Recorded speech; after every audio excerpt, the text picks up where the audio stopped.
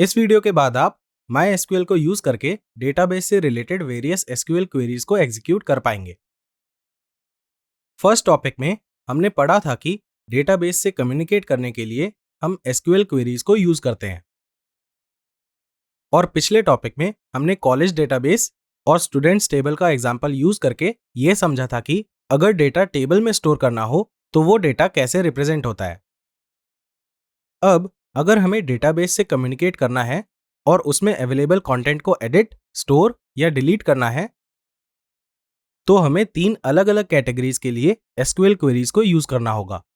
पहली कैटेगरी है डेटाबेसेस, दूसरी कैटेगरी है टेबल्स और तीसरी कैटेगरी है रिकॉर्ड्स। चलिए इन कैटेगरीज में यूज होने वाली SQL क्वेरीज को एक एक करके पढ़ते हैं। हम पहले उन क्वेरीज से शुरू करेंगे जो डेटाबेसेस से डील करती हैं। किसी भी SQL क्वेरी को लिखने और एग्जीक्यूट करने के लिए हमें एक इंटरफेस की जरूरत होती है जो उन्हें रिकॉग्नाइज और एग्जीक्यूट करता है। लाइक फॉर एग्जांपल, हमारे पास VS कोड एडिटर है जो HTML, CSS, बूटस्ट्रैप एटसेट्रा को रिकॉग्नाइज करता है। वैसे ही हमें एक इंटरफेस चाहिए जो SQL क्वेरीज को रिकॉग्नाइज करे। तो हमें ये इंटरफेस कहाँ मिलेगा और हम इसे कैसे एक्सेस करेंगे? Well, you don't have to worry about this क्योंकि हमने इसे ऑलरेडी अपने सिस्टम पर सेटअप कर लिया है। विंडोज ऑपरेटिंग सिस्टम के लिए do you remember local environment setup करते वक्त हमने XAMPP को इंस्टॉल किया था? तो XAMPP कंट्रोल पैनल को यूज करके हम उस इंटरफेस को एक्सेस कर सकते हैं जिसकी हेल्प से हम SQL क्वेरीज को एग्जीक्यूट कर सकते हैं।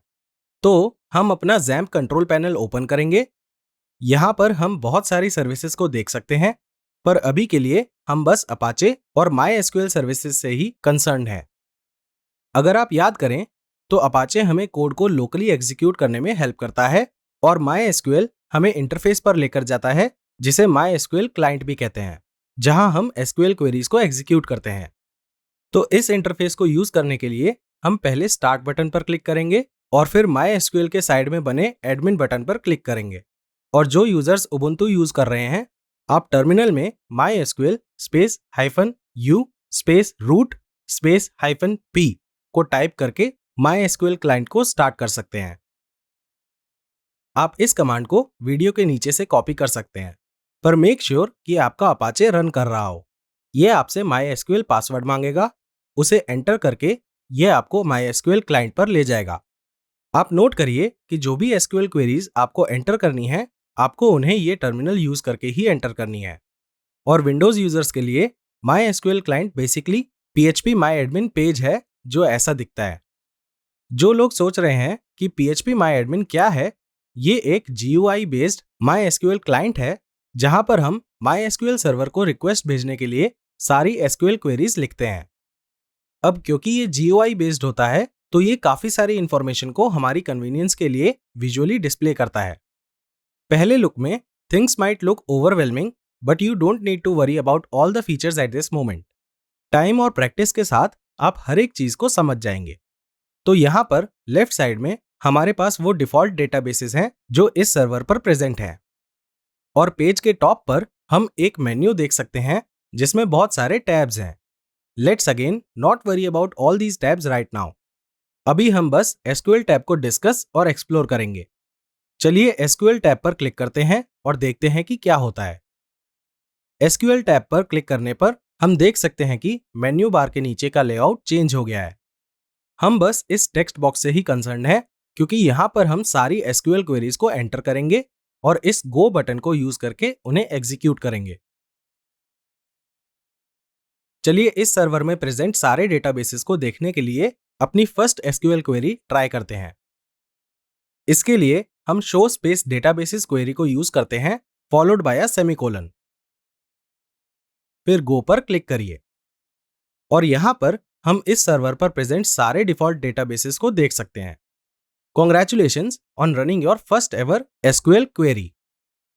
आप नोटिस करिए कि लेफ्ट साइड में जो भी डेटाबेसेस लिस्टेड हैं और हमने जिन्हें फेच किया है वो दोनों सेम हैं। मैं फिर रिपीट करूंगा कि सारी SQL क्वेरीज सेमीकोलन से एंड होती हैं, तो इस चीज का ध्यान रखिए क्योंकि एज अ बिगिनर हम क्वेरी लिखते वक्त ये छोटी चीजें भूल जाते हैं। Moving on, SQL case insensitive होता है।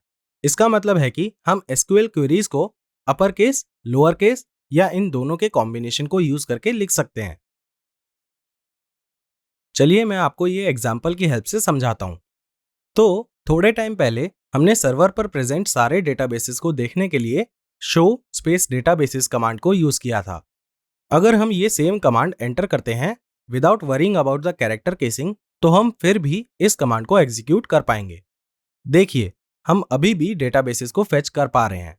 Isn't it cool?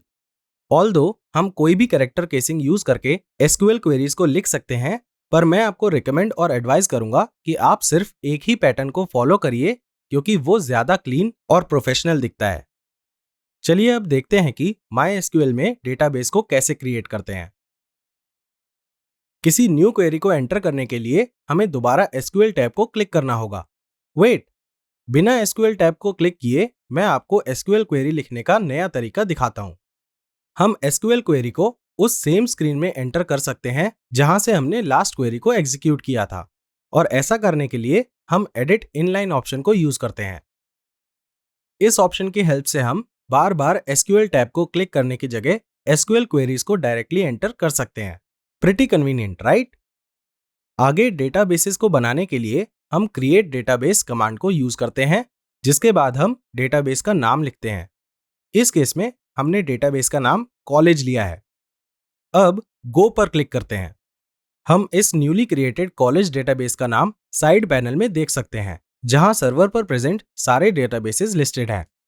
In case आप साइड पैनल पर डेटाबेस का नाम नहीं देख पा रहे हैं, तो आपको ब्राउजर को रिफ्रेश करना होगा।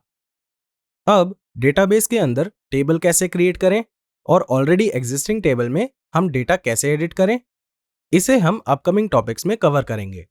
नाउ एज अ डेवलपर हमें एक साथ बहुत सारे डेटाबेसेस पर काम करना पड़ सकता है। तो लेट्स से कि कॉलेज डेटाबेस के अलावा हमारे पास डेमो 1, डेमो 2, डेमो 3 और डेमो 4 डेटाबेसेस हैं। चलिए इन्हें पहले क्रिएट करते हैं। ध्यान से देखिए, दिस इज इंटरेस्टिंग।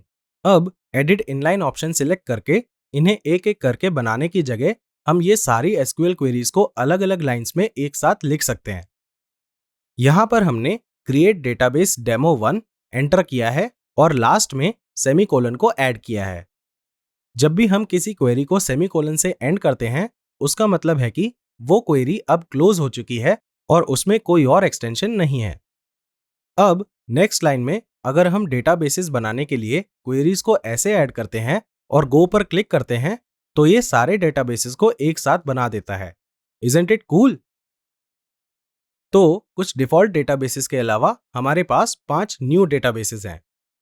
नाउ अगर हमें स्पेसिफिकली कॉलेज डेटाबेस पर काम करना है, तो हम इतने सारे डेटाबेसेस में से सिर्फ कॉलेज डेटाबेस को कैसे सिलेक्ट करेंगे? इससे पहले ये चेक करते हैं कि अभी कौन सा डेटाबेस सिलेक्टेड है। इसके लिए हम सिलेक्ट डेटाबेस एसक्यूएल क्वेरी को एंटर करेंगे और ओपन एंड क्लोज पैरेंथेसिस लगाएंगे, और हाँ, सेमीकोलन को मत भूलिएगा।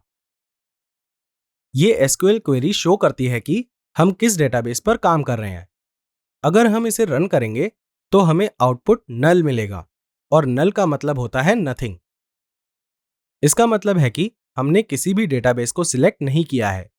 नाउ उस डेटाबेस को सिलेक्ट करने के लिए जिस पर हमें काम करना है, हम यूज कमांड को एंटर करेंगे फॉलोड बाय डेटाबेस का नेम, जो इस केस में कॉलेज है।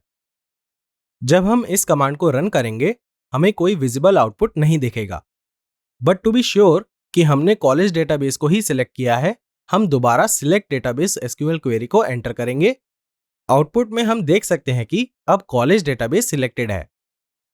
नाउ यहां पर बहुत सारे डेटाबेसेस प्रेजेंट हैं और हमें पता है कि हम कुछ डेटाबेसेस को फ्यूचर में यूज नहीं करेंगे, जैसे डेमो 1, डेमो 2, डेमो 3 और डेमो 4। तो हम इन डेटाबेसेस को कैसे डिलीट करेंगे? डेटाबेस को डिलीट करने के लिए हम ड्रॉप डेटाबेस एसक्यूएल क्वेरी को यूज करते हैं और उसके बाद डेटाबेस का नाम ऐड करते हैं। जैसे हमने पहले किया था वैसे ही हम डेटाबेस को डिलीट करने के लिए भी एक साथ मल्टीपल एसक्यूएल क्वेरीज को लिख सकते हैं। एंड हियर वी गो, ये सारे डेटाबेस डिलीट हो गए हैं और अब ये लेफ्ट साइड पैनल में भी नहीं दिख रहे हैं। अगेन कुछ यूजर्स के लिए अगर अब भी लेफ्ट साइड पर नाम विजिबल है तो आपको वेब पेज को दोबारा रिफ्रेश करना होगा।